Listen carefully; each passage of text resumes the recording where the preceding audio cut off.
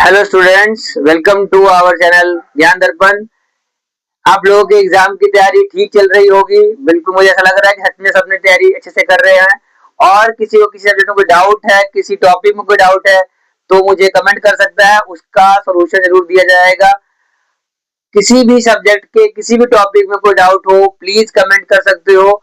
जिन्होंने अब तक सब्सक्राइब नहीं किया है वो सब्सक्राइब कर लें, लाइक करें और जितना हो सके चैनल को शेयर करो, जिससे कि जिन बच्चों के पास भी कोई प्रॉब्लम है उनको उनकी सोल्यूशन मिल जाएगा। आज आपका चैप्टर है acid base and salt, class 10th का चैप्टर है आपके साइंस का। आप सबसे पहले देखते हैं कि एसिड बेस सॉल्ट्स में ये पढ़ना क्या है और क्या क्या याद रखना है। तो सबसे पहले तो आपको इनकी डेफिनेशन याद रखनी है कि एसिड्स क्या होते हैं, बेसिस क्या होते हैं और सॉल्ट्स का सिंपल है न्यूट्रलाइजेशन रिएक्शन से निकल जाता है। अब आप ये ध्यान लगाओ कि इसमें सबसे पहले क्वेश्चन पूछा जाता है इंडिकेटर। इंडिकेटर के ऊपर कई बार क्वेश्चन पूछ लेते हैं कि इंडिकेटर क्या होता है।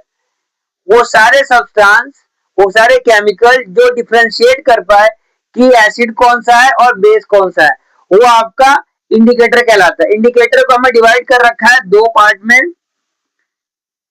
एक है आपका नेचुरल और एक है आपका सिंथेटिक। नेचुरल इंडिकेटर वो होते हैं नेचर में स्टार्टिंग से प्रेजेंट है, जैसे आपका टर्मरिक है, लिटमस है, ये आपका नेचुरल में आता है। एग्जाम में आए, एग्जाम्पल पूछे, आप लिख देना। सिंथेटिक में दो नाम है, ध्यान से सुनना, मिथाइल ऑरेंज और दूसरा है फिनोल फथिलीन। ये स्पेलिंग लिख के याद करना, आपको याद हो जाएगा। इंडिकेटर के बाद चलते हैं, एक और आता है इंडिकेटर में ही है, ओल फैक्ट्री इंडिकेटर, जो स्मेल से बता देते हैं कि एसिड है या बेस है। ये टॉपिक पढ़ने के बाद आपको इसमें इंपॉर्टेंट टॉपिक कौन सा पढ़ना है, वो है आपका रिएक्शंस।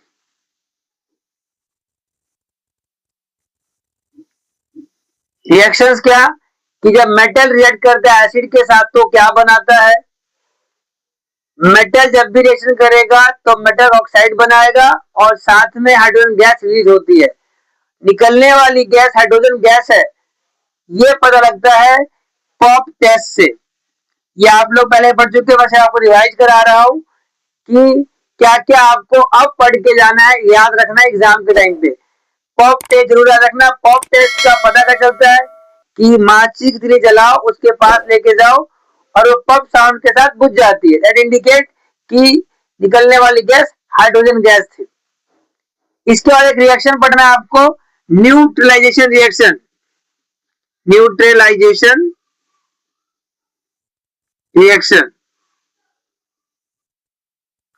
एसिड्स प्लस बेस जब भी कहीं मिलते हैं तो सॉल्ट और वाटर बनाते हैं। This reaction is called neutralisation reaction. ये आपको याद रखना है, चाहे 1 मार्क के लिए होगा चाहे 2 मार्क के लिए हो, लेकिन होगा जरूर। एसिड क्या एग्जांपल ले लो, HCl, NaOH, NaCl, H2O। ये आप इसको बैलेंस करोगे, बैलेंसिंग आपने सीख लिया, इस तरह से बैलेंस करना है इसको, क्योंकि बिना बैलेंस किए केमिकल रिएक्शन का कोई इंपॉर्टेंस नहीं है, नंबर नहीं मिलेंगे। तो आपने बैलेंस करना सीख लिया फर्स्ट चैप्टर में, अब आप इसको बैलेंस करके ही लिखना है एग्जाम में जब आएगा तो। के बाद पूछते हैं इसमें पीएच के बारे में। पीएच, पीएच का पी का मतलब होता है पोटेंस, पावर कहते हैं इसको, पावर ऑफ हाइड्रोजन आयन या H3O प्लस आयन, यानी कि हाइड्रोनियम आयन कहते हैं। अब पीएच के इंपॉर्टेंस याद रखने हैं और कुछ ऐसे हैं जिनका पीएच आपको याद रखना है, जैसे ब्लड का कितना होता है वो चीज आपको ध्यान रखना है। अब कई ऐसे क्वेश्चन पूछ लेते हैं, जैसे कि आपके एक टेबल बना हुआ है, उसे पूछा है ऑरेंज में कौन सा एसिड होता है, कर्ड में कौन सा एसिड होता है, विनेगर में कौन सा एसिड होता है। तो ये आपको टेबल याद करके जाना है। एथेनोइक एसिड कह लो, विनेगर में एसिटिक एसिड कह लो, कोई दिक्कत नहीं, एक ही बात है। उसके बाद इस टॉपिक के बाद आता है इंपॉर्टेंस ऑफ पीएच।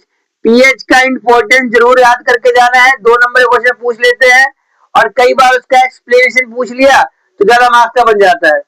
उसके बाद जो टॉपिक है इसके अंदर वो है आपका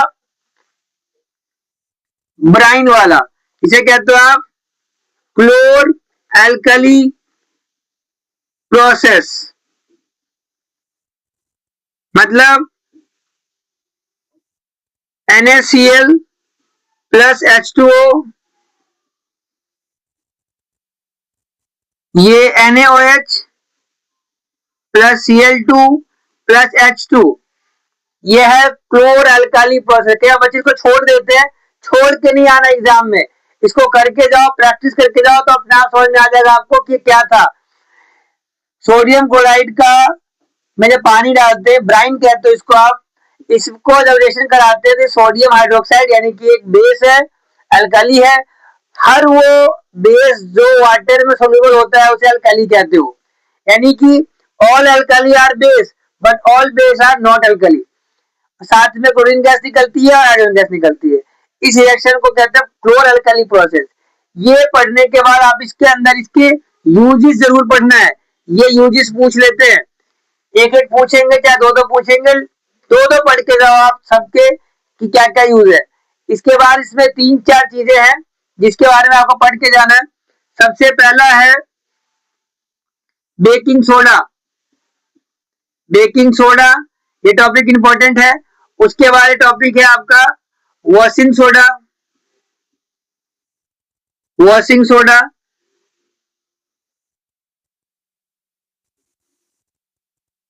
ब्लीचिंग पाउडर, सिंक पाउडर, इनके नाम और इनके केमिकल, जैसे ब्लीचिंग पाउडर का केमिकल नाम क्या है, कैल्शियम ऑक्सीक्लोराइड, फॉर्मूला है CaOCl2, इसको कैल्शियम हाइपोक्लोराइड भी कहते हैं, इसके बारे में 11th और 12th में पढ़ाया जाता है, फिलहाल आप कैल्शियम ऑक्सीक्लोराइड ही याद रखना। और एक जिप्सम है, जिप्सम, और इसका कैसे बनता है पीओपी, पीओपी जिप्सम कैसे बनता है ये आपको याद रखना है। बस इसमें आपको इतना ही टॉपिक पढ़ना है। इन जो टॉपिक मैंने बताया में से किसी में डाउट है आपको तो आप कमेंट कर सकते हो, आपको जरूर उसका सॉल्यूशन मिलेगा। और अब तक अगर चैनल सब्सक्राइब नहीं किया है तो सब्सक्राइब कर लो, शेयर करो, जिससे कि आपके साथ साथ बाकी बच्चों का भी डाउट क्लियर हो जाए। तो please like, subscribe and share the channel Gyan दर्पण।